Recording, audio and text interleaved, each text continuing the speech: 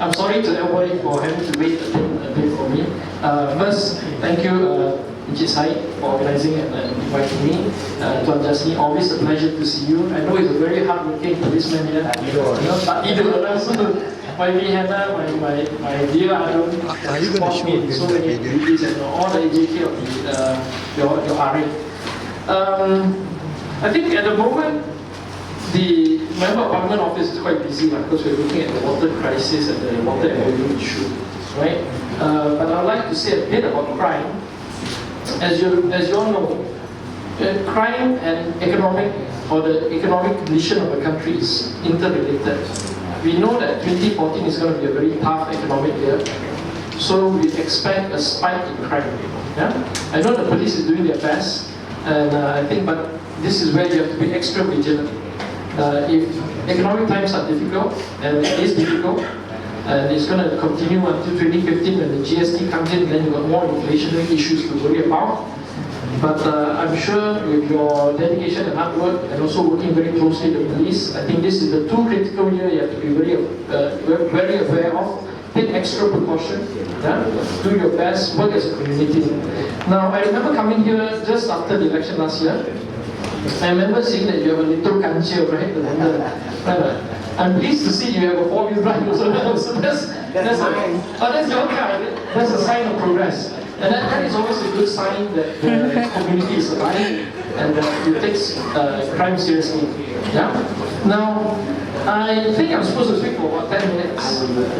I would like to, I think in a lot of people's mind, especially in Selangor, I'd like to address the issue regarding this water crisis that is unfolding. There are two crises. One is the water itself. There is not enough water, right? So, YB Hannah will probably say a bit about this later, but generally you can go to the websites and find out whether your area is under any rationing system. The rationing should start technically tomorrow. That's what SPAN has said, that's what Shabazz has said. Yeah? So please use water wisely. Now the second water issue is of course the water MOU that was signed with the federal government. We are still in the dark. We are still trying to get the Menteri Besar to release all the information. I'm not going to speculate what is happening there. There's no point. Once we see the MOU, we'll find out what is really going on. But all I can say is this. I have faith that we're doing the right thing. That we're doing the right thing, which is to solve the long-term problem of the water crisis. What we know economically, and my department is in charge of economics now. What we know is there are about 700 projects in Selangor that cannot start unless we solve the water issue. So, for Tan Sri Khalid to sign with Barisan Nasional a water agreement, on the surface of it is a good thing because we need to get development to start moving again in Selangor. So there's no dispute over that.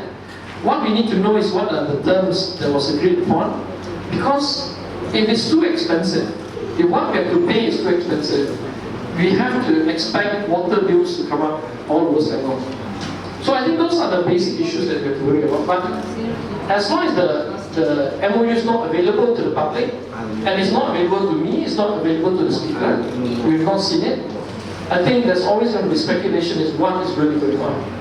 So rest assured that the Member of Parliament and the Speaker is pushing very hard to get transparency in this matter. Yeah? And once we political cost to take. But in the meantime, I just want to say, do not nationalize water asset without fair compensation.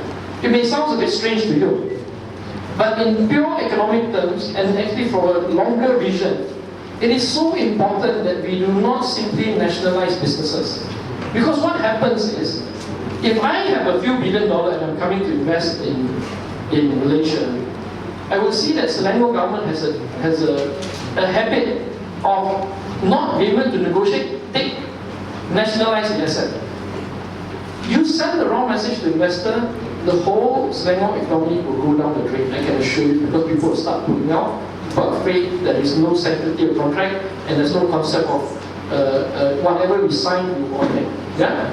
So I think it's quite difficult sometimes for the public to comprehend these big macro pictures, but I, as a member of Parliament, will look into this matter, and in fact, when Parliament resumes on March 10, we will continue this debate in Parliament on the issue. But we do not want to see nationalisation taking place across the board, because it will chase away foreign investment. In fact, it will chase away local investment as well. Yeah? So I think what I want you all to bear in mind, that it's not just what you read in the papers, it's not what you think it is not a fight within PKR, I can assure you. This is really about governance, about basic economics, and what message do we want to send to investors in particular. Yeah? We don't want to crash the bond market, because all these infrastructure companies out there, rightly or wrongly, they have IPP, they have tolls and all this, whether they are UMNO, Crony companies or not, rightly or wrongly, they've already issued bonds to the market. You start attacking them without basis, without rule of law, the bond market will collapse, then we will suffer. I mean, interest rate will go up straight away. Yeah? Your sovereign rating will downgrade immediately from A minus to BBB, then you're in trouble. Because everybody will go to the bank, your car loan, your house loan, everything will increase.